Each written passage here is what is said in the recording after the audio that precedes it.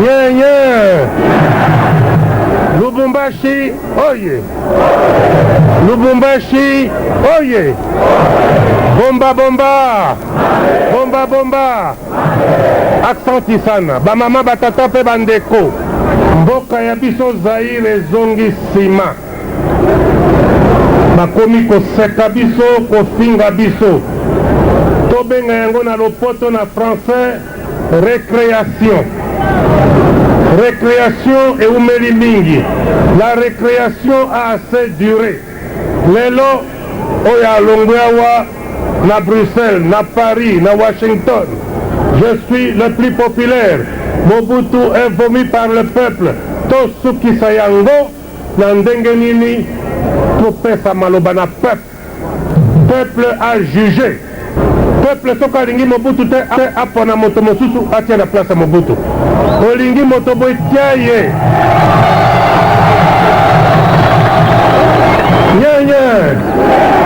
Nye. Ba parrain na bango oyo bazali na Bruxelles, na Paris, na Washington. Ba mama batata bandeko na sengi bino. Bo lakisa te bozali ba nationaliste. Soyez nationaliste. Montrez-vous nationaliste. Topesa soni na ba valet de l'étranger. Na ba parti de l'étranger. Bolanda, député panafricain rwandais, Azol Loba, Ponanini, les Rwandais est au Congo. Je pense qu'il faut aller jusqu'au bout du processus, mais aussi faut-il aller jusqu'en profondeur du problème que nos deux pays héritent de la colonisation. Quand une partie du territoire rwandais s'est retrouvée au Congo, mais curieusement, les habitants de cette région peinent à recouvrer la nationalité congolaise à part entière. Quand une partie du territoire rwandais s'est retrouvée au Congo,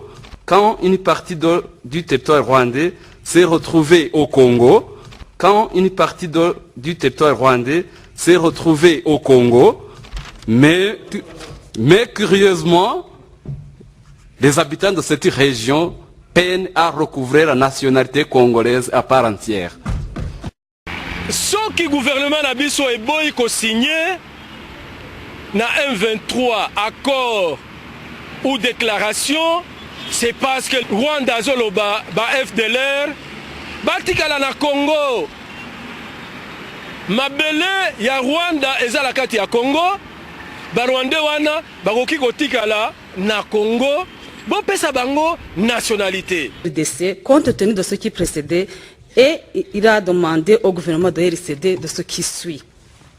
D'accélérer la politique de décentralisation, de développer l'économie, l'infrastructure et les services sociaux de base, de réformer les institutions de finances et d'élaborer un agenda de réconciliation et de démocratisation.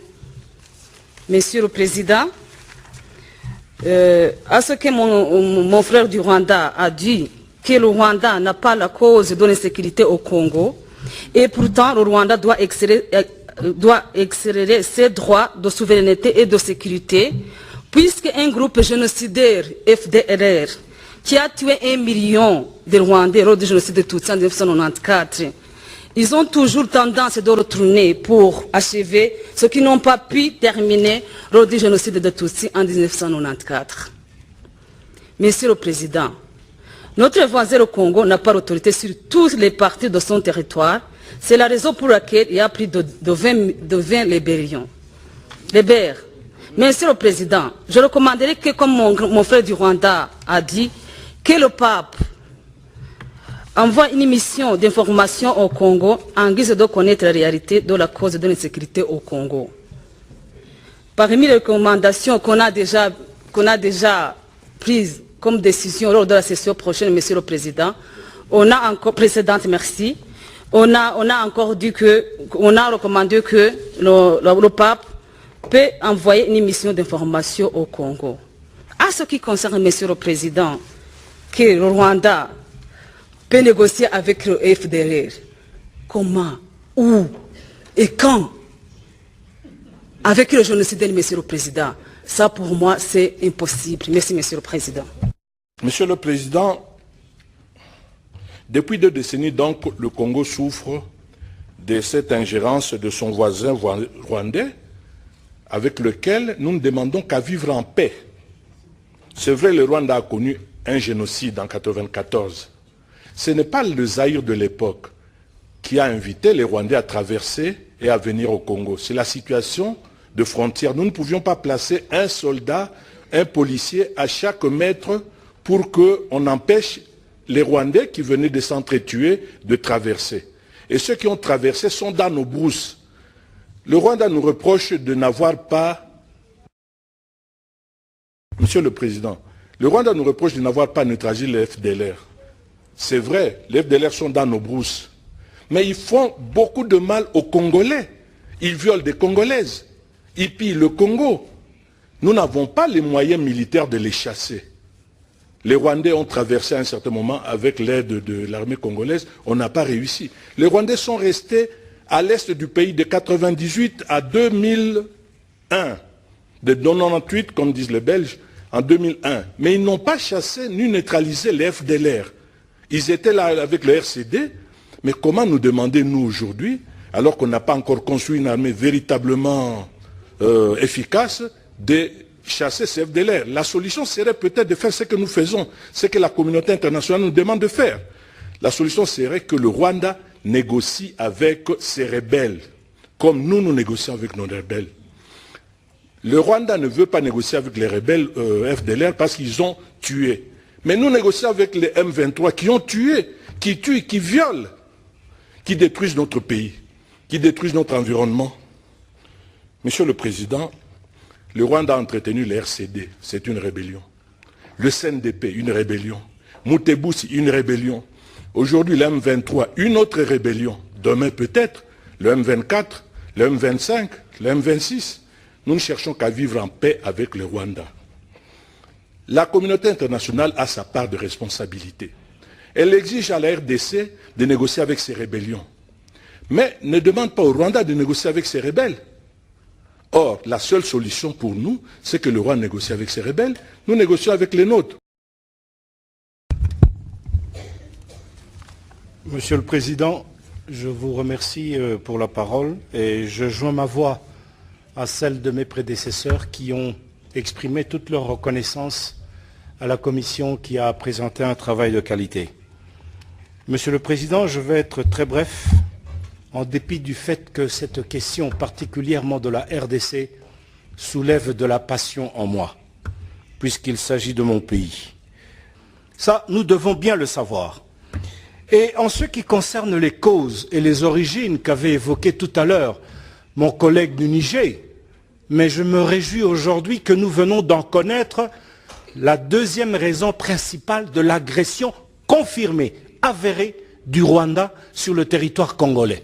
Il s'agit notamment, outre les richesses, mais nous venons d'apprendre, Monsieur le Président, officiellement, qu'il s'agit également de la terre, c'est-à-dire de balkaniser, de somaliser la République démocratique du Congo. Nous venons d'en avoir la confirmation aujourd'hui et nous en prenons acte.